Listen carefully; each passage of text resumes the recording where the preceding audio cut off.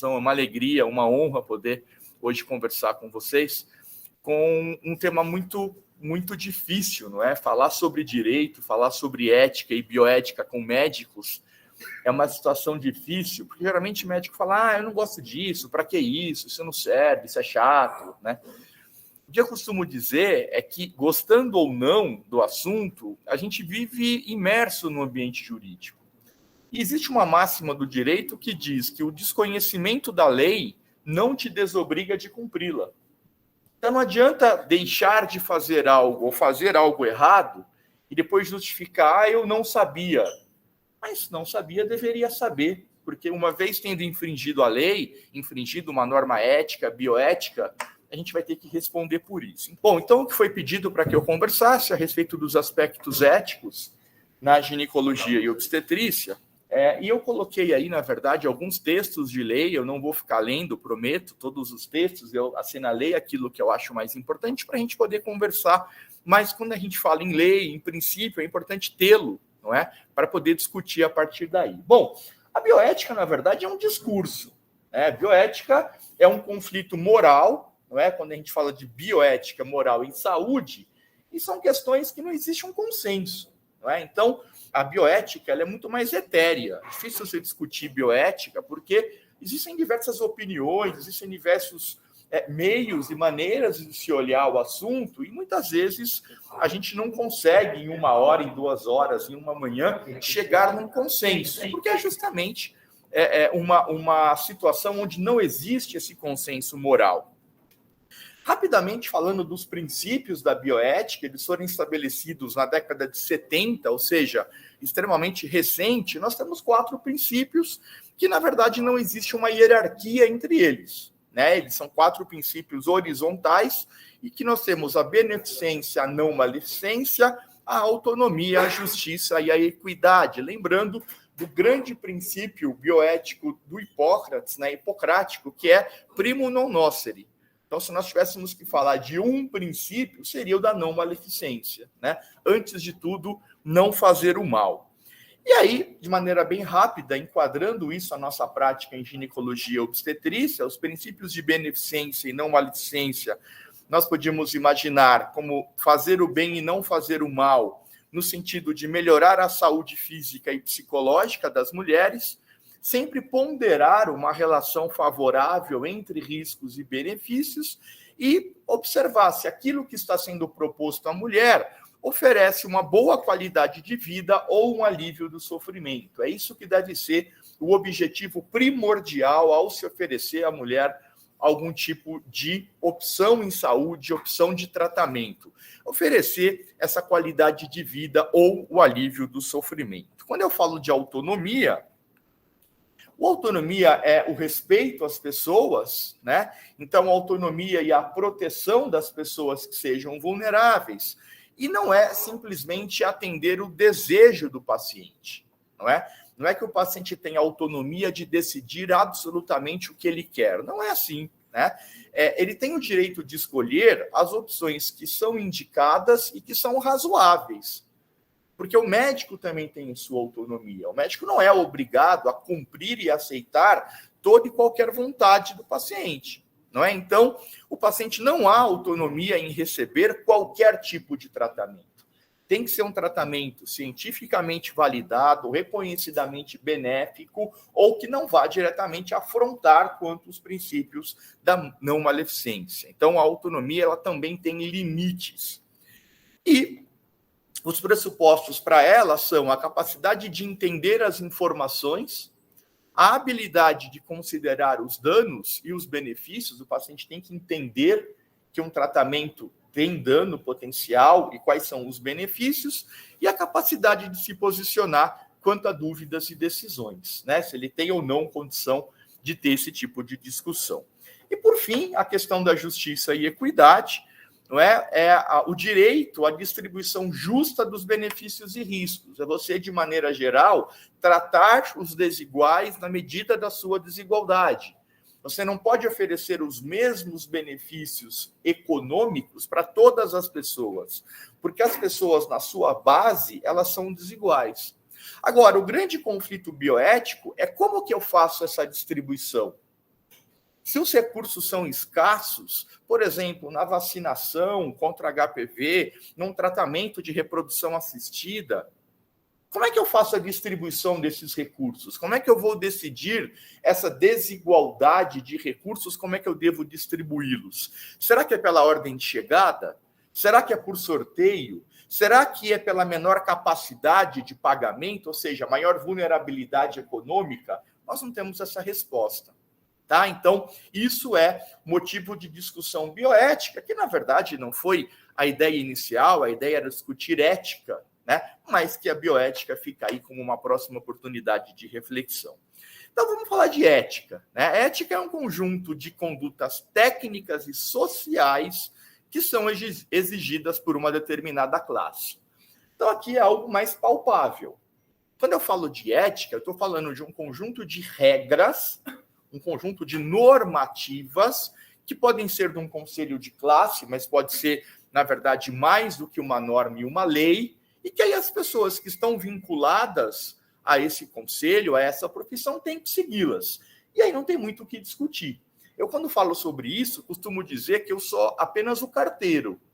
Então, muita coisa quem ouve não concorda, fica bravo, se revolta quanto àquilo. Eu digo, olha, eu só estou entregando a carta, eu não escrevi nada sobre isso. Então, muito do que os senhores vão discordar, eu também discordo. Mas eu costumo dizer que lei, a gente tem duas possibilidades. Lei se cumpre ou se briga para mudá-la. A terceira via, que é não cumpri-la, não existe. Então, eu vou mostrar da forma que ela está.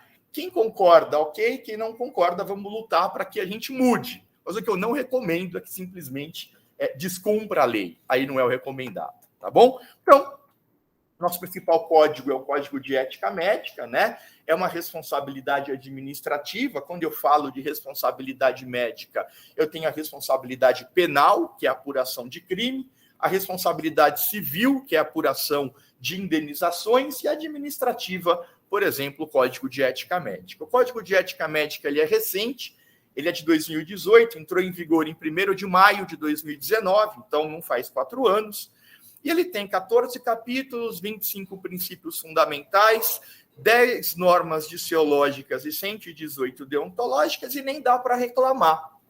Porque nós temos 118 deveres para 10 direitos. E isso é o tipo de coisa que tem melhorado.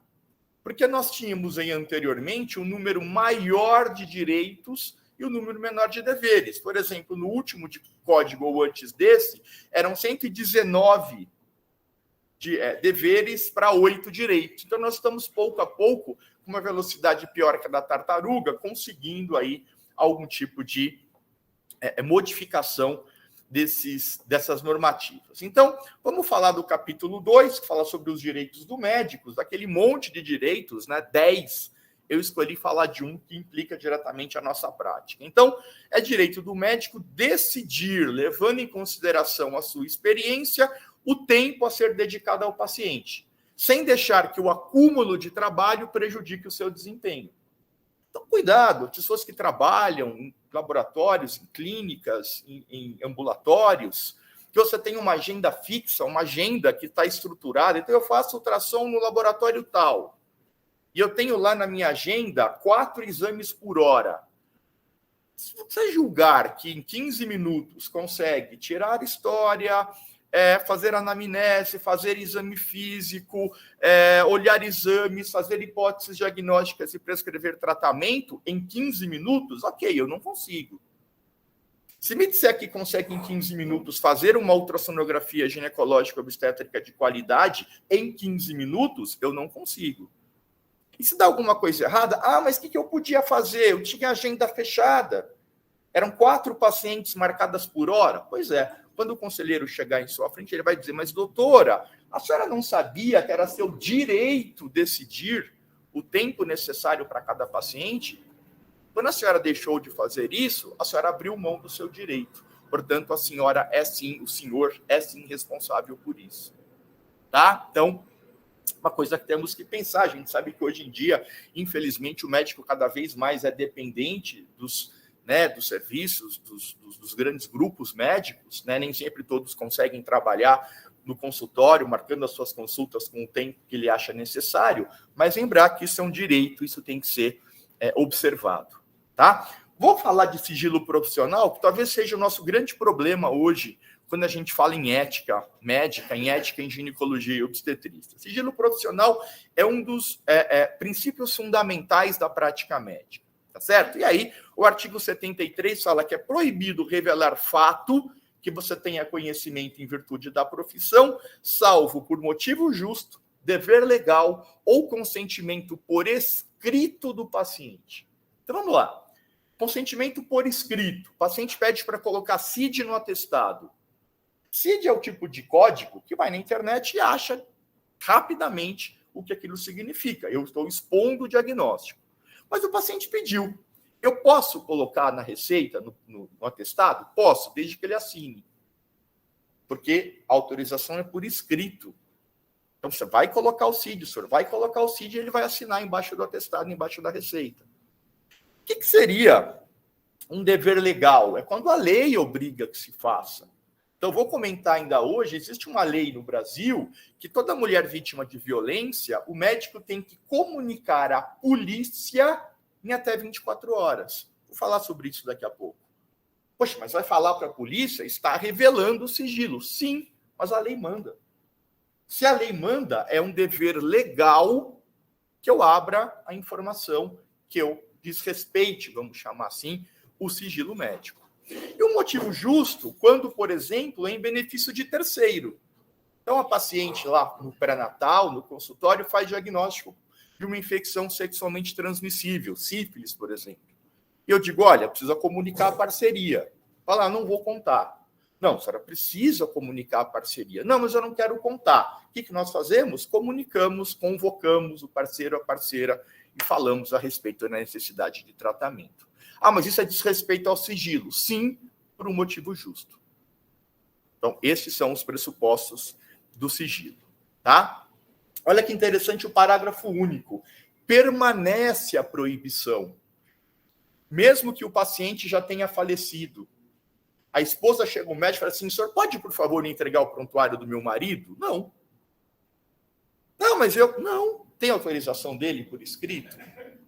Porque às vezes a paciente pode ter tido algum tipo de diagnóstico, de acompanhamento de doença, que ele não queria que os familiares soubessem. E porque ele morreu, os familiares podem saber? Não. Não sei que tratamento ela fez durante a vida, ela confiou ao senhor, à senhora, aquela informação.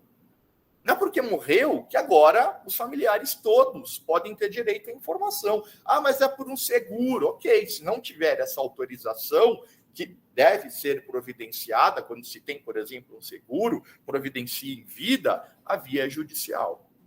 Também permanece quando vai depor como testemunha. Ah, eu fui chamado como testemunha do juiz. Sim, vai lá na frente do juiz.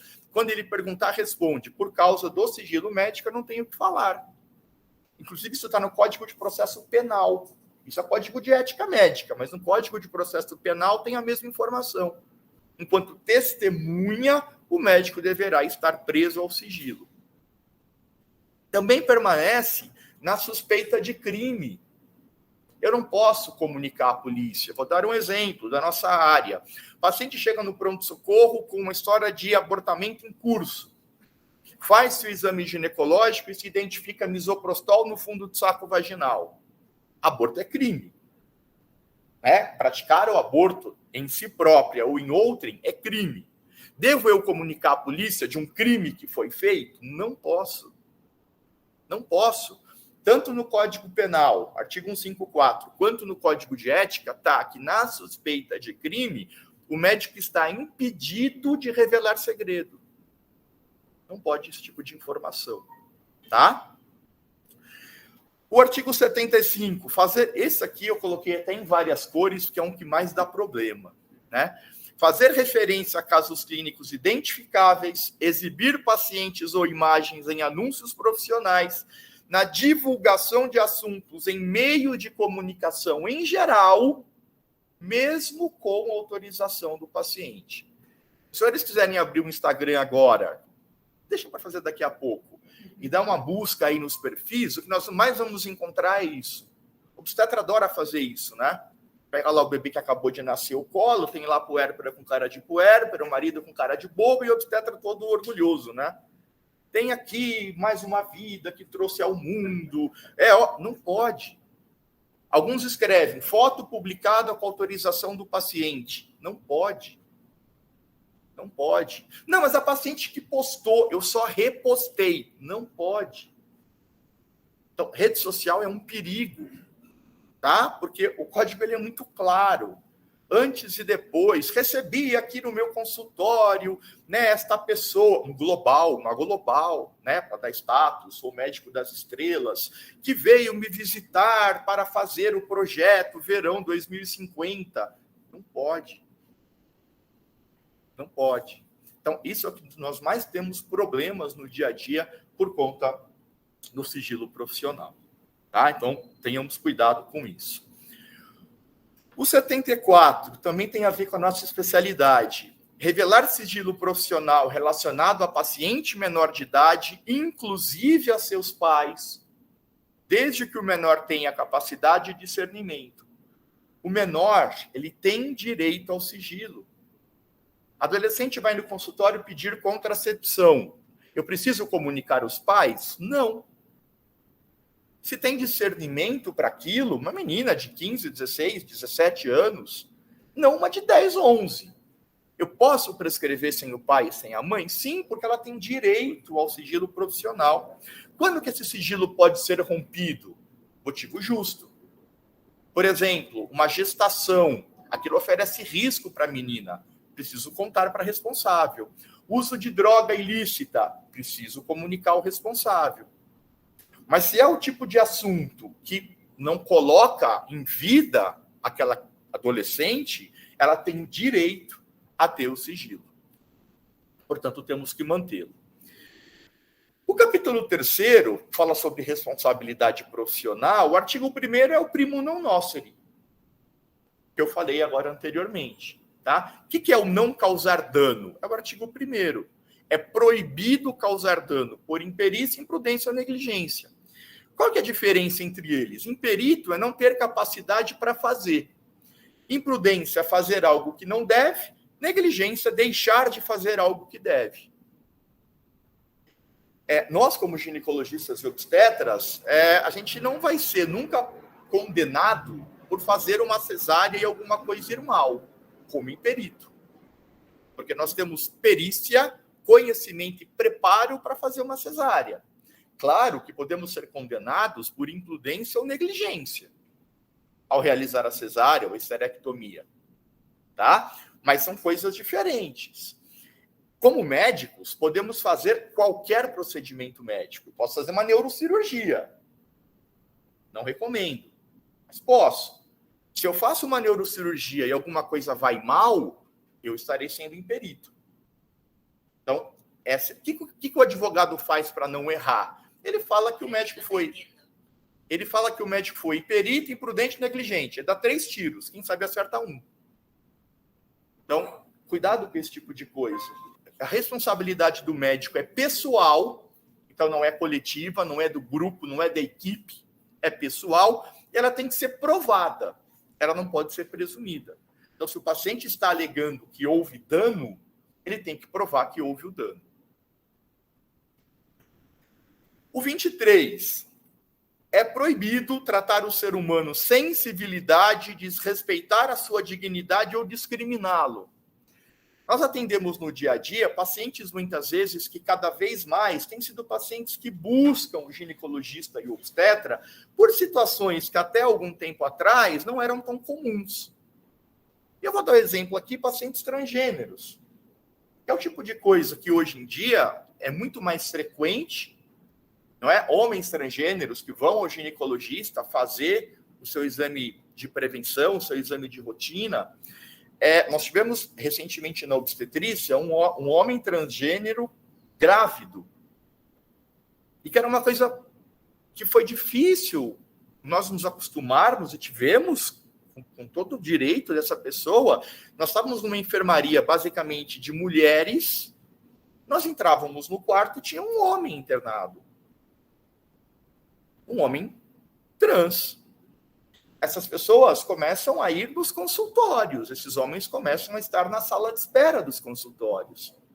Então, lembrar aos senhores que todo ser humano tem que ser tratado com civilidade. Eu, claro, usei um exemplo, poderíamos ter tantos, não é? E que essa pessoa tem que ter a sua dignidade respeitada. Nós não podemos discriminar de nenhuma maneira. O artigo 35, também é algo muito importante na sexualidade, mas na medicina em geral, exagerar a gravidade do diagnóstico, complicar a terapêutica, exceder o número de visitas ou de quaisquer outros procedimentos. Veja, não dá para fazer tratamento que não está corretamente indicado, não apenas do ponto de vista científico, mas do ponto de vista ético. Será que aquela cirurgia realmente está bem indicada? Será que aquele procedimento é o mais indicado naquele momento? Será que o número de consultas, de retornos, de visitas é o adequado para aquela situação? Temos que atentar com relação a isso também.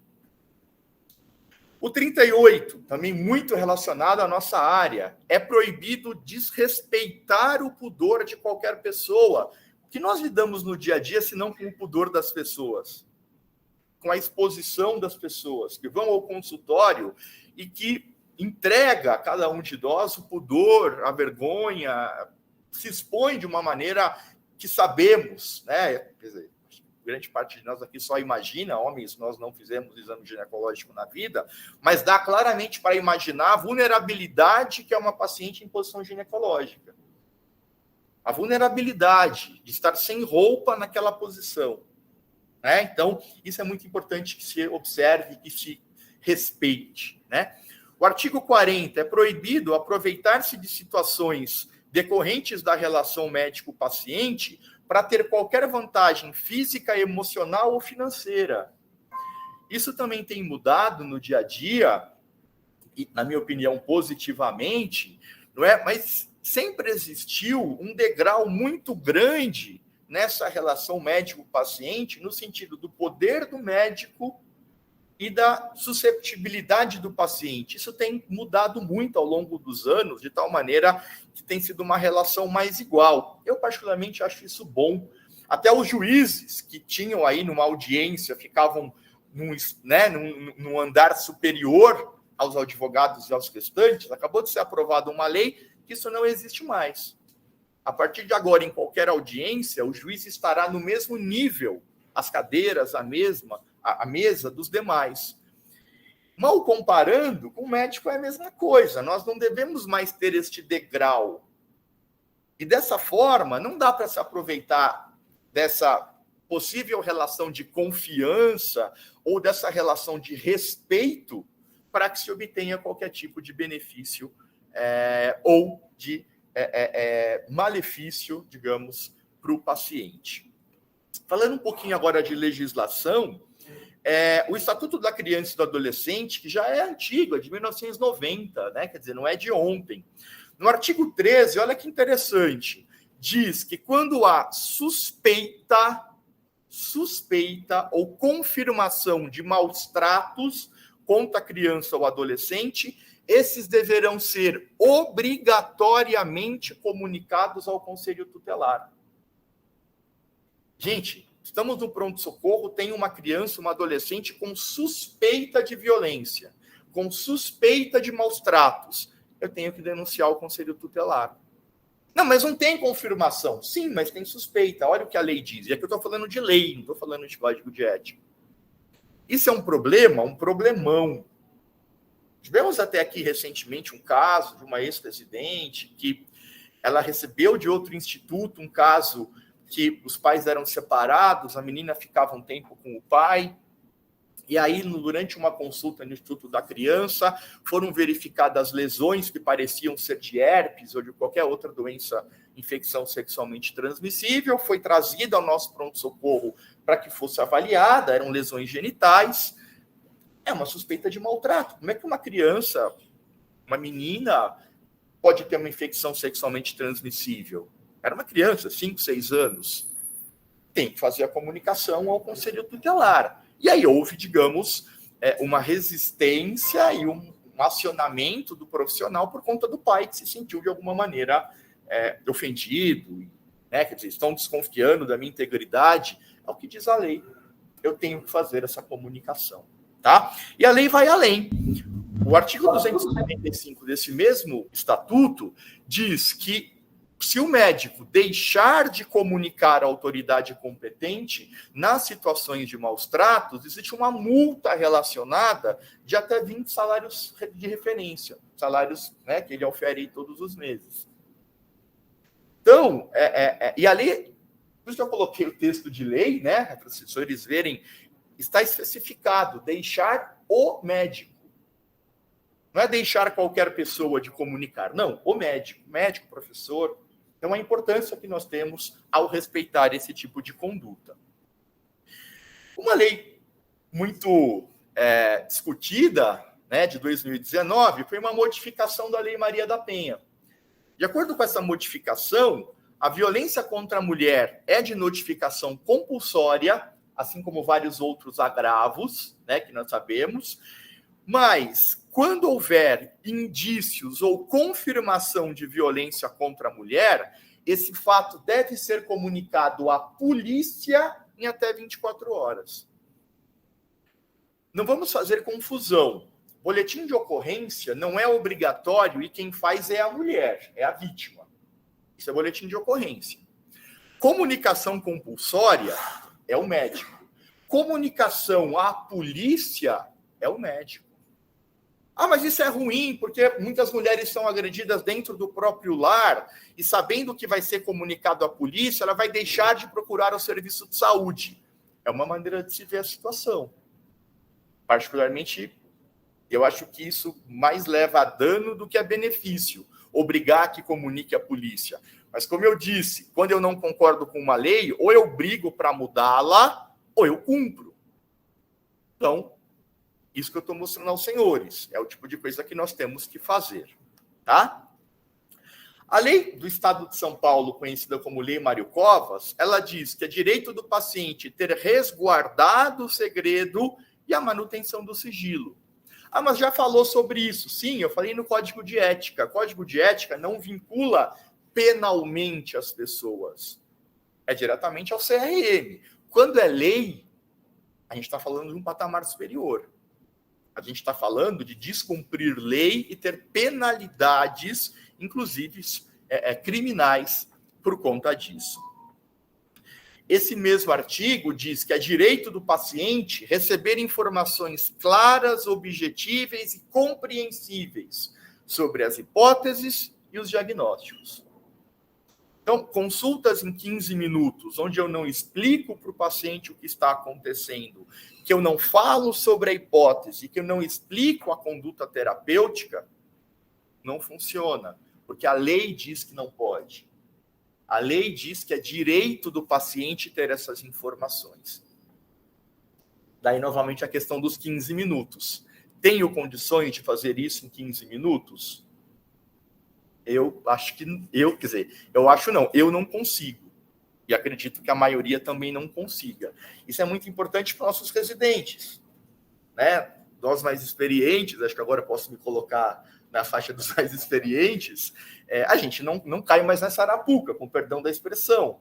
Agora, os nossos residentes, os médicos mais jovens, que têm que trabalhar sob esse regime, eu acho que é importante que eles tenham consciência disso.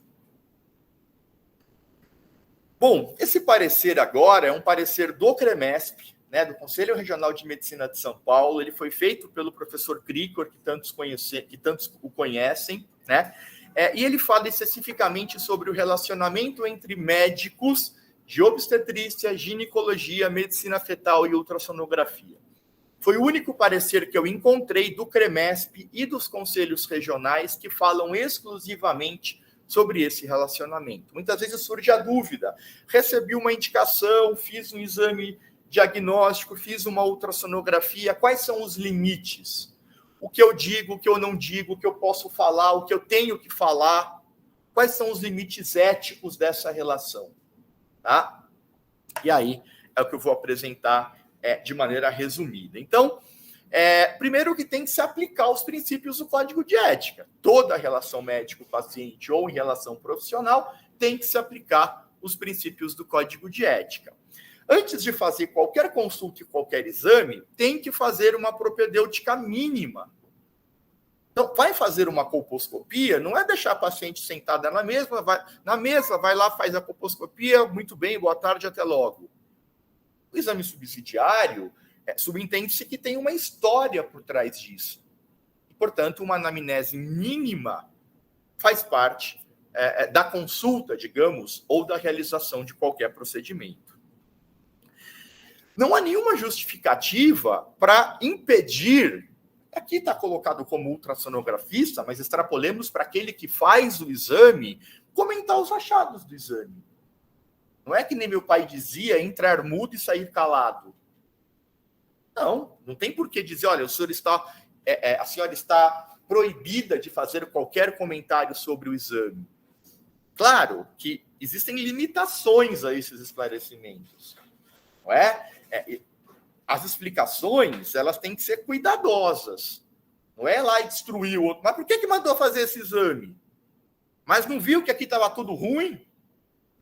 Então, cuidado no limite dessas explicações. Mas não está proibido de dá-las. E sempre orientar a procurar um médico. Olha, temos aqui um exame, tem alguma coisa que não está indo bem, tem alguma coisa que pode significar uma necessidade de rever o que está sendo feito, ou, enfim, procure o seu médico. Procure o seu médico. Só, de novo, um parênteses, isso não é a opinião do Fábio, tá? Eu estou simplesmente transcrevendo e dizendo o que estava no parecer. Não parece que é o que eu penso a respeito. Na verdade, muitas das coisas que estão aí eu concordo, outras a gente fica aí um pouco desconcertado, mas é o que está no parecer. Tem que esclarecer a paciente que os exames subsidiários fazem parte de um conjunto de informações e que elas não podem ser, essas informações, analisadas isoladamente. Então, os exames chamados subsidiários, eles são utilizados para complementar um raciocínio que é muito mais complexo.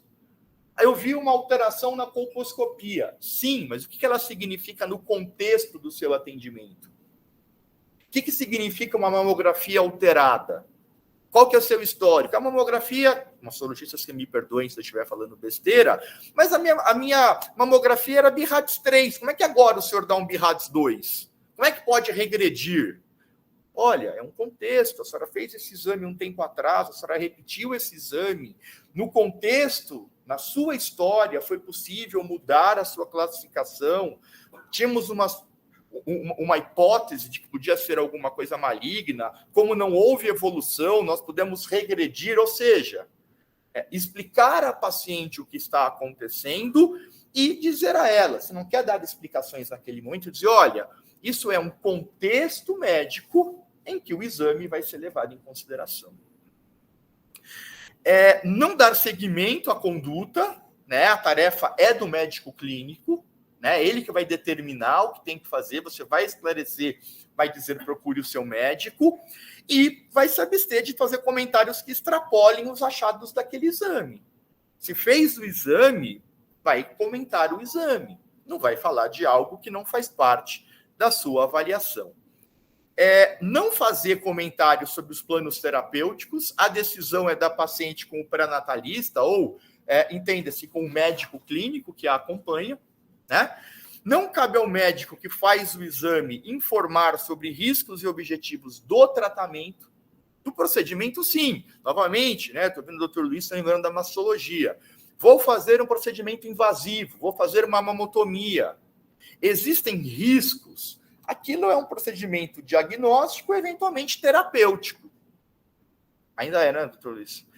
Posso fazer avaliações, posso fazer recomendações, posso dar esclarecimentos sobre riscos e objetivos daquele tratamento? Devo fazê-los. Mas, às vezes, um ultrassom, não. Não vou dar esclarecimento sobre a conduta, nem palpite sobre elas. Numa situação de urgência, é dever de qualquer médico socorrer o paciente, então não preciso comunicar, passou mal na sala de exame, não vou fazer nada. Não. o socorro imediato é pelo médico que está ali, como qualquer outro médico faria. Depois de tomar as medidas que são necessárias para salvar a vida da paciente e do feto quando é grávida, depois dessas situações, dessas medidas iniciais, eu vou comunicar o médico responsável, né? Eu vou avisar o médico responsável pela paciente. Uma coisa muito importante, isso está no Código de Ética, isso está neste parecer, uma paciente que lhe foi encaminhada, é seu dever devolver a paciente. Tá? Talvez os senhores saibam, em consultório privado eu trabalho com reprodução assistida, e aqui no Hospital das Clínicas eu faço o pré-natal, portanto eu trabalho meio com as duas coisas. O paciente me procurou, foi encaminhada por um colega, eu fiz tratamento, ela engravidou. Aí ela pede, Fábio, você não pode fazer o meu pré-natal? Não. Não, mas a gente, né, gostei tanto, vim aqui, ainda deu certo o tratamento, eu disse que podia não dar. Faz o meu pré-natal? Não. É dever ético eu devolver, eu contra-referenciar a paciente que me foi encaminhada. Isso serve para exame, isso serve para procedimento, isso serve para uma avaliação. Então, eu sou ginecologista geral e eu quero avaliar uma parte oncológica. Né? Eu encaminho para o oncologista, faz o tratamento, ele reencaminha quando aquela situação estiver resolvida. Por ginecologia do adolescente, mastologia, estou dando exemplos, né? Enfim, mas qualquer tipo de subespecialidade. Também não se deve criticar, né, o modo de proceder do outro médico, né? Isso parece óbvio, mas nem sempre acontece, né? Eu não posso criticar a conduta de outro médico, eu posso dizer, olha, para o colega, mas criticar de maneira desvelada a conduta do médico não é de bom tom, e esse comportamento pode configurar a prática de concorrência desleal. Né? Então, está lá o médico no pronto-socorro, recebe uma gestante, né, aquelas perguntas, a senhora já fez ecocardiograma fetal? Não, mas eu tenho 18 semanas, meu médico não falou de fazer. Olha, muito importante que faça, hein? Ecocardiograma fetal, como que não fez? Era para fazer, hein? Isso, de alguma maneira, é concorrência desleal. Tá? Então, essa é a minha terceira casa, né? A primeira é a que eu durmo, a segunda é essa que estou agora, a terceira é essa que os senhores estão vendo aí. E lá na São Francisco, nós costumamos cantar em trovas as alegrias e os dissabores da vida. Né? Claro que não vou cantar aqui agora, mas uma das trovas que nós cantamos lá no Largo é o seguinte: Deus pôs as pragas no mundo para punir os infiéis. No Egito, pôs gafanhotos, no Brasil, os bacharéis. Então, tomem cuidado, infelizmente, os bacharéis hoje migraram das portas dos presídios para as portas dos hospitais. Eu, mais uma vez, reitero meu agradecimento, é um tema difícil de falar para aqueles que muitas vezes não gostam tanto da matéria, né? Mas ter tido essa chance, ter recebido esse convite, me deixa muito feliz, professores, e eu estou sempre à disposição, não só para as perguntas que eventualmente os senhores tiverem, mas para tudo aquilo que precisarem a respeito disso. Muito obrigado.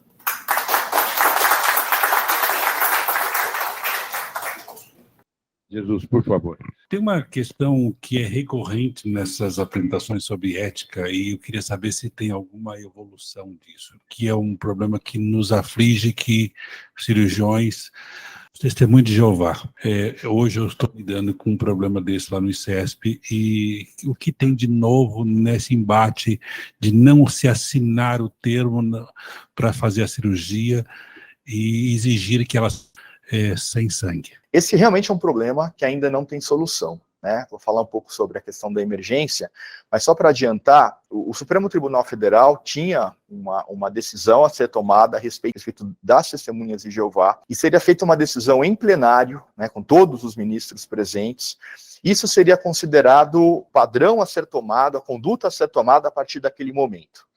Quando nós não temos lei, né, e nós não temos lei sobre isso, o que o Supremo pode fazer é fazer lei pelo Congresso. Não deveria, mas é o que acaba acontecendo por uma questão da inércia do Legislativo. Isso ia acontecer por volta de maio de 2020. ordem natural, nós estávamos muito ansiosos por essa decisão. Aí todos lembramos o que aconteceu em março de 2020. Isso foi para a gaveta e ainda não foi novamente votado. Até lá, qual que é a recomendação? A recomendação é que se é uma situação que leve a risco iminente de morte, que se faça o que seja necessário. Se não é risco iminente de morte, aí cuidado, não é risco de morte. Risco de morte tenho eu. Cair aqui um raio na minha cabeça, eu caí duro. É risco iminente. Dê sangue, faça o que for necessário. Eu não quero correr o risco. É uma situação eletiva que pode virar uma emergência, eu não quero correr o risco. É seu direito não fazê-lo. É o tipo de coisa que o médico não é obrigado. Existe também a autonomia do médico. Então a recomendação é essa. Costumo dizer, tem que fazer. Costumo dizer, só terminando, que quando tem uma situação dessa, de salvar a vida iminentemente e der sangue, vai ser processado, vai, pelo paciente ou pelos familiares. Só que se não der sangue e o paciente morrer, vai ser processado, vai, pelo Ministério Público. Daí é uma decisão minha. Ser processado pela família, ganhar o processo, ou ser processado pelo Ministério Público e perder o processo, eu prefiro a primeira opção, tá? Mas do ponto de vista legal, a gente ainda não tem a definição. Eu tenho duas perguntas para você que eu acho que todo dia a gente vê. Você citou o exemplo de mama aí, né? E mama é um problema, porque assim, quando uma paciente escuta de um médico que está fazendo um exame, um ultrassom ou uma mamografia, tem alguma coisa, você precisa procurar seu médico, ela procura a gente imediatamente. E eu não tenho o laudo do exame para saber do que ela está falando.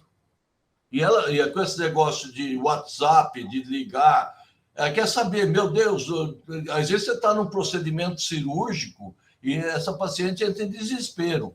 Então, essa situação, eu acho que tinha que ser explicado que não pode ser falado para o paciente. E a segunda é o seguinte, nós tivemos há pouco tempo, o Luiz sabe disso, uma paciente que se diz sexo fluido.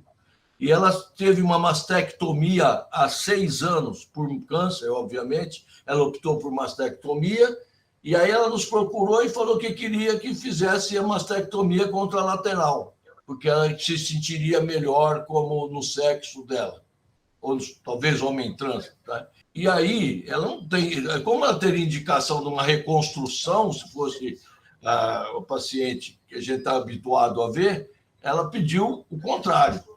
E o que nós podemos responder dentro da lei para isso daí? Então, professor, é o seguinte. Primeiro, com relação à mastectomia, né? É um direito, sim, da paciente.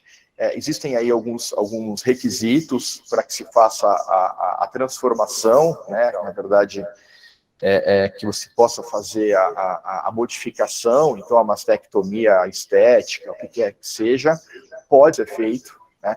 Claro que alguns requisitos podem e devem ser cumpridos, então sempre utilizar o prontuário, sempre especificar tudo que foi dito, foi explicado para o paciente a respeito do que seria feito, mas é direito, sim, fazer essa transformação, né? Então é um tipo de coisa que não é apenas a reconstrução, hoje é possível que se faça essa modificação, né?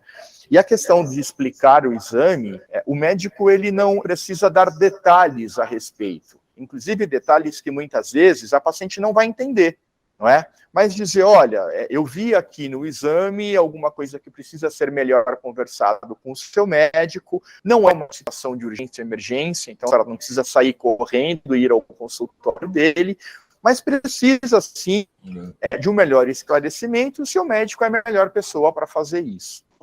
Professor, deixa eu te perguntar uma coisa a respeito da mudança da lei da laqueadura. Eu estou em Maceió, em um lugar que muitas vezes os hospitais acabam não fazendo as obrigações dele, e eu quero saber como assegurar as mulheres hoje que tiverem feito esse mínimo processo, né, com a documentação do psicólogo, assistente social, 60 dias antes da data provável, na hora do parto, como ela pode exigir que a laqueadura seja feita independente da via de parto? E como que eu consigo pressionar o hospital para que isso aconteça? Na verdade, isso não é só pela modificação atual, isso já existia, né, mesmo com a lei antiga, lembrando apenas que a lei nova vai entrar em vigência dia 1º de março, então a gente ainda está sob vigência da anterior, né, mas a partir do momento, a mudança facilitou muito o processo, né? Na verdade, o que nós temos hoje de necessidade é que a informação seja dada com 60 dias de antecedência para que ela possa decidir efetivamente a respeito do procedimento e sejam apresentados métodos, não apenas a esterilização definitiva. Né? A questão de cesáreas múltiplas, a questão de ter doença ou não ter, de ter que fazer 60 dias após o parto, isso não existe mais, né? E a questão da idade, antes nós falávamos em 25 anos, hoje nós falamos em 21, já foram alterações mais importantes. Agora, isso está documentado de alguma maneira. Tá? Isso está documentado, não precisa ser uma documentação formal, no sentido de ir ao cartório, né, de fazer reconhecimento de assinatura de cartório, mas precisa ter um documento dizendo que ela foi orientada durante o pré-natal, dizendo que ela passou por esses esclarecimentos e que ela tem onde fala na hora, não é uma decisão do momento. Eu fui consultar algumas vezes por isso. Às vezes o médico oferecia no meio do parto. A senhora não quer fazer laqueadura? Até pode querer, mas isso tem que ser conversado 60 dias antes. Então, isso é documentado, né? Repito, isso é lei. A lei era 25 anos ou 2 filhos, o drama, então, é de 18 anos, com absurdo. O analfabetismo dos legisladores, né? E aí teria 60 dias antes e teria ela e o companheiro ou companheira dela e depois uma renovação. Aí depois fizeram talvez uma pendência, aí ficou aquela coisa de talvez uma nova colocação, mas essa era a lei original, será modificada, mas há 21 anos é muito. Essa lei tem uma história, ela é de 96 e ela é uma lei, na verdade, que veio no sentido de diminuir o número de cesáreas que eram feitas por conta da laqueadura. Esse foi o motivo da lei, né, a intenção da lei. E realmente era isso, 25 anos e ou 2 filhos vivos. Hoje isso baixou para 21 anos e ou 2 filhos vivos. Essa situação permanece. Se ela tem 16 anos e 3 filhos, ela consegue fazer a laqueadura, tá? Então, o que diminuiu foi a idade apenas, tá? E é frequente isso no Brasil, hein? É frequente. Outra coisa é que não precisa mais da anuência do cônjuge. Isso não precisa mais. Então, basta a intenção e o desejo da paciente. Agora, isso que talvez a professora tenha perguntado e também ao encontro do que o senhor falou, é que precisa dos 60 dias de decisão, tá? Então, ela tem que ter 60 dias para pensar, não pode ser feito na véspera, no dia, uma semana antes, tá? Ela tem que receber informações a respeito do processo. Olha, a senhora pode usar DIU, a senhora pode usar um implante de progestógeno, não precisa ser a laqueadura. Os outros métodos são tão eficazes quanto e são reversíveis. Então, ela precisa ter acesso a essas informações e ela não precisa voltar em consulta.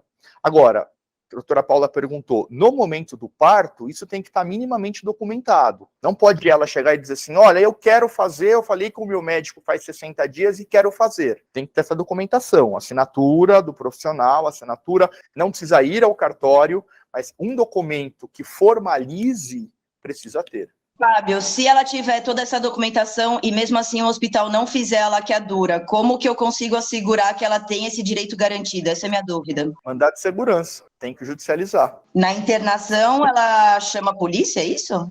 Na verdade, chamar a polícia é tipo o remédio último que todo mundo acha que tem para qualquer coisa. A polícia não pode entrar na sala de cirurgia e dizer, vai fazer. Então, assim, chamar a polícia numa situação dessa, pouco ajudaria, entendeu?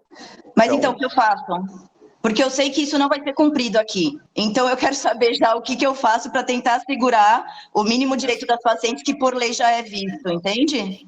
É falar com a promotoria do Estado.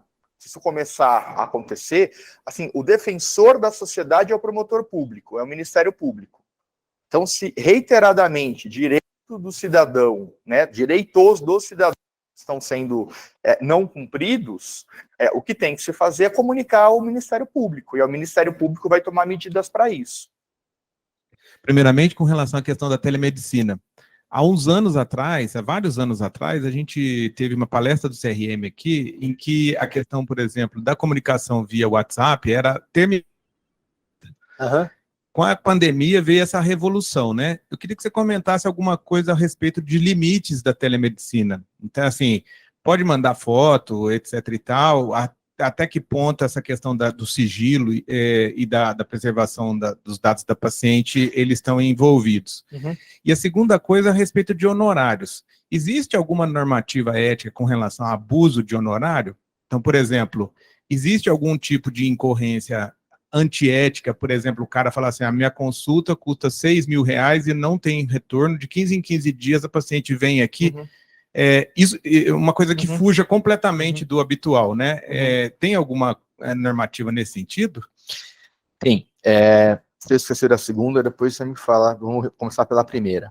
Sim, a telemedicina foi normatizada, a regulamentação da telemedicina era de 2002, tinha 7 artigos, ou seja, totalmente obsoleta. Com a pandemia isso revolucionou, tá? Existem limites, com grupos de WhatsApp, por exemplo, em grupos de WhatsApp que se discutem casos clínicos, primeiro, só pode discutir caso clínico. Segundo, só pode ter médico. Então, eu não posso ter um grupo de discussão, caso clínico, multiprofissional. Médicos, enfermeiros, psicólogos, não pode.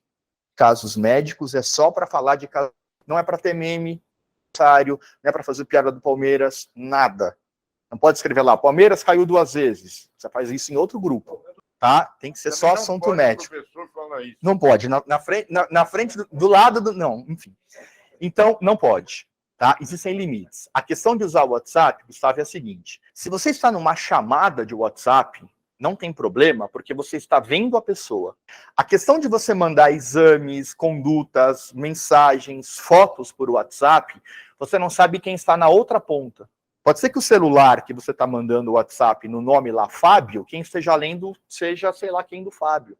Então, você pode estar expondo dados sensíveis para terceiros. Por isso que não é o ideal. Porque a questão é a exposição de dados sensíveis. E quando você está falando, né, WhatsApp, qualquer outro tipo de ferramenta que você não esteja vendo a pessoa, você pode estar, de alguma maneira, deixando esses dados frágeis, tá? Então, a recomendação é que não utilize. Aí liga. Tá? Se é uma teleconsulta, se tem o contato visual, você sabe para quem você está falando. Ah, mas tem a paciente e o companheiro. Não tem problema. Mas a paciente está lá e ela desejou que alguém mais estivesse. Mas mandar para o número de WhatsApp, você nunca sabe quem é que está recebendo. E ao não saber quem está recebendo, isso compromete. A segunda questão dos honorários, o que está escrito no Código de Ética é que não pode ter concorrência desleal. Isso é muito difícil de se definir o que é. Também tem uma regulamentação do Conselho sobre funcionamento de clínicas populares. Tem algumas clínicas populares que viraram cases aí na administração, na economia, e por conta disso, o CFM teve que fazer uma resolução sobre isso. Quais são os critérios para funcionamento das clínicas populares? Com relação a retorno, a valor de consulta, o médico não pode exercer a medicina de maneira mercantilista, por mais paradoxal que pode ser isso, né? Não é que nós somos mercantilistas, nós pagamos conta sendo médicos, mas está escrito lá que o médico não pode ser mercantilista. Agradecer o Fábio pela bela exposição e pela colaboração mais uma vez, e você vai voltar com um outro tema ainda, se Deus quiser. E desejar já titular, se Deus quiser. Vamos, então, encerrar a reunião de hoje. Na semana que vem, na quarta-feira que vem, estaremos aqui novamente. Um abraço.